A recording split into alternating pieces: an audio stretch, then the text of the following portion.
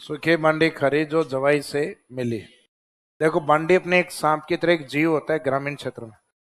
तो पश्चिमी राजस्थान वाले बोंडी बोलते हैं, बोंडी बांडी वही। तो सांप की तरह होती है बांडी, जहरीली होती है। यहाँ जहरीली नहीं, खारी लिखना है। तो सूखी बांडी कैसी है? खारी, जो जवाई से मिली। जो किससे मिली? जो जवाई से मिली। अब इसमें गड़बड़ क्या होती है कि ट्रिक्स के दो पार्ट हैं। एक तो उसकी विशेषता बतानी होती है कि बांडी कैसी है, सूखी बांडी खारी।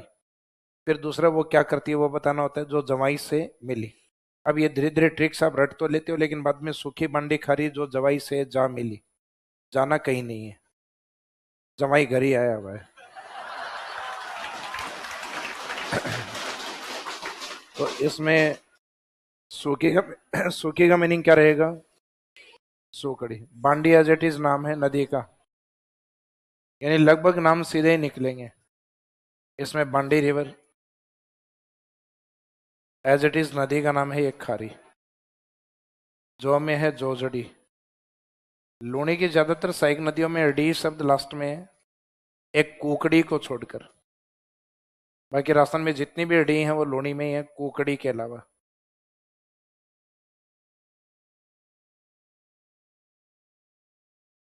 जो भाई एज इट इज नदी का नाम है। से वाली से मीनिंग निकालेंगे उसका, सागी रिवर। एक आगे हम जयपुर में पढ़ेंगे जो रहेगी साबी। साबी अपने आप में एक अंतःप्रवाही नदी के रूप में कवर करेंगे अपन। तो यहाँ इस शब्द की ओर ध्यान रखना कि ये वाला जो हम याद करेंगे इसमें, ये सागी रिवर। आपको ध्यान हो, अरावली की पहाड़ियों में, जालोर में मैंने जसवंतपुरा पहाड़ियों के आगे लिखवाया था सागी।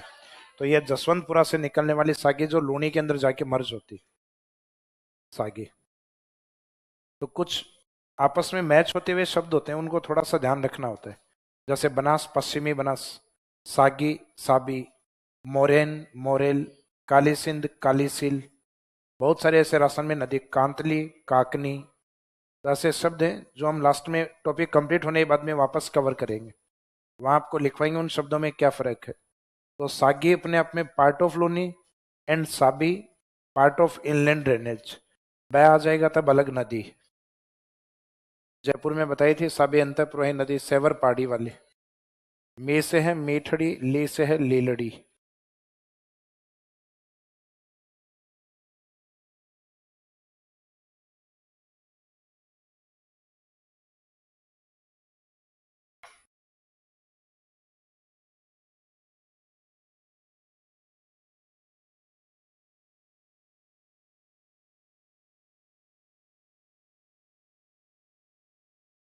सूखड़ी रिवर, बांडी रिवर,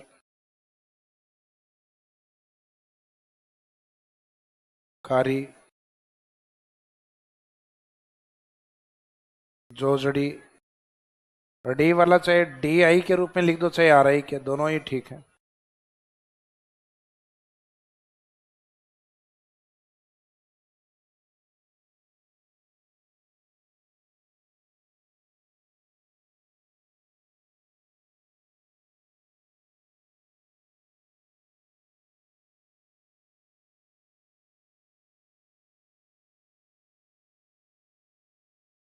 लीलड़ी रिवर।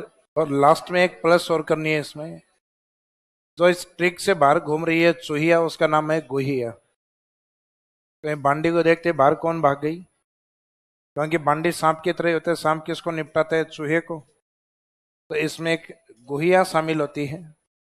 तो ये लास्ट में एक प्लस करके इसमें चाहे यहां लिख दो, चाहे यहां नीचे लिख दो, गुहिया। गुहिया रिवर, चूहिया मत लिख देना।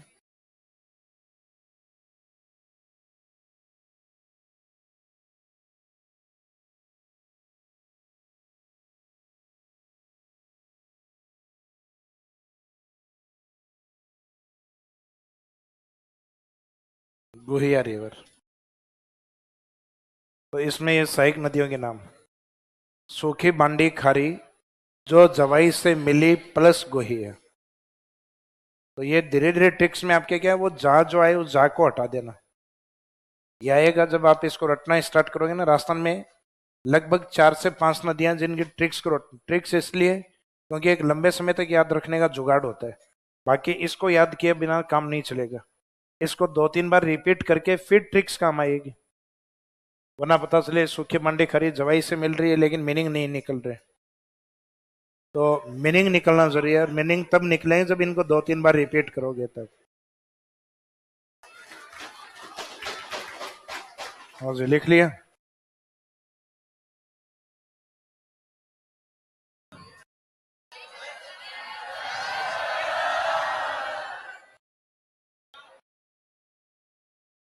देखो आप लोग नहीं बोलोगे 7-10 पे छोड़ दूंगा, बोलोगे 7-15 पे छोड़ूंगा।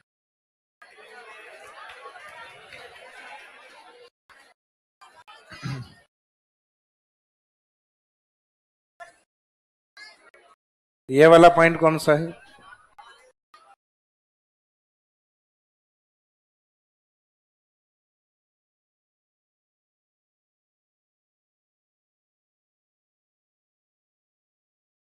नाग हिल्स वाला पार्ट है अजमेर। नाग पहाड़ियों से जब लूनी निकलती है या उद्गमित होती है तो इस नदी की बड़ी इच्छा होती है सागर से मिलने की, और इस नदी का नाम स्टार्टिंग में होता है सागरमती। लूनी नदी का नाम स्टार्टिंग में क्या है? सागरमती।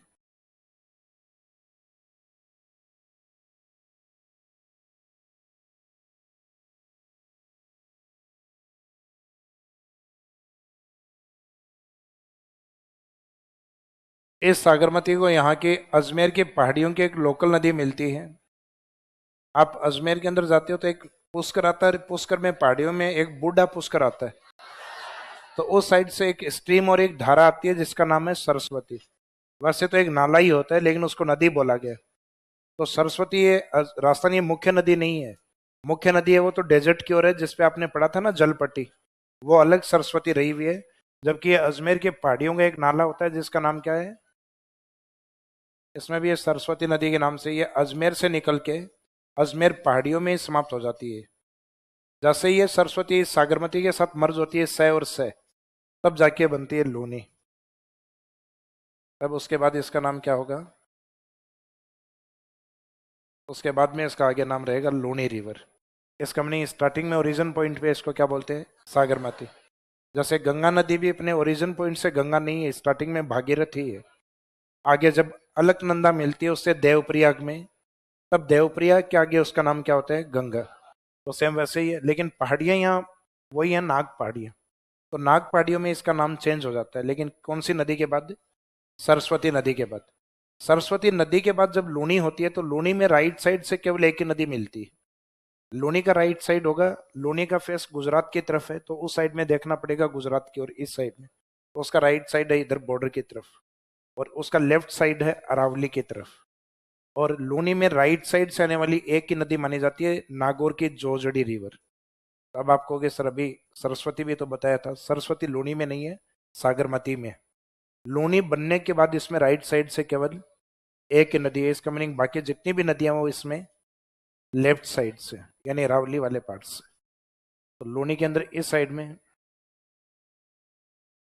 नागौर की ओर से आने वाली जो नदी है जिसका नाम है जोजड़ी। नागौर के पोंडलू विलेज गांव का कोई महत्व नहीं है। जोजड़ी नदी का जो पहला शब्द है जो जोधपुर में आके मिलती है, यानी इससे डिस्ट्रिक्ट होगा जो से जोधपुर, ये जोधपुर वाले पॉइंट में इसमें मिलेगी। आती कौन से डिस्ट्रिक्ट से? नागौर। तो जोजड़ी दो तरीके से अपवाद माना जाता है कि लूनी की वो सहायक नदी जो राइट साइड से आती है, एकमात्र नदी, तो राइट साइड में जोजड़ी। लूनी की वो सहायक नदी या ट्यूबटीज जो अरावली से ओरिजिनेट नहीं होती, तो लूनी में बाकी सब अरावली से आती हैं जोजड़ी के अलावा।